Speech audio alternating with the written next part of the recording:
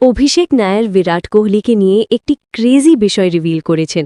জি হ্যাঁ গাইজ, আপনারা সবাই জানেন বিরাট কোহলির সাম্প্রতিক ওয়ানডে সিরিজ দারুণ গেছে।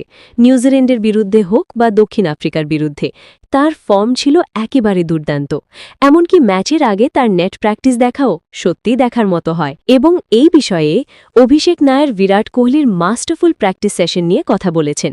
তিনি বলেন, আমি আপনাদের বিরাট কোহলির প্র্যাকটিস সেশন সম্পর্কে বলি। যখন আমি ভারতীয় দলের সঙ্গে ছিলাম তখন বিরাট কোহলি সবাইকে বলতেন, কেউ আমার সঙ্গে কথা বলবে না, এসে দাঁড়িয়ে দেখো কিন্তু কিছু বলবে না। তিনি নিজের জন্য একটা আলাদা জোন তৈরি করতে চাইতেন। প্র্যাকটিস সেশনেও তিনি পুরো ম্যাচের মতো ফিল তৈরি করতেন। অভিষেক নায়ার আরও বলেন, যখন বিরাট নেট থেকে বেরোচ্ছিলেন তখন আমাকে জিজ্ঞেস করলেন কেমন ভাগল। আমি বললাম ভালো ছিল। তখন তিনি আমাকে রিপ্লাই দিলেন, কাল আমি একটা বড় ইনিংস খেলব। সত্যি বলতে ভাই, কিং কোহলির যে কনফিডেন্স, সেটাই তার সাফল্যের আসল চাবিকাঠি।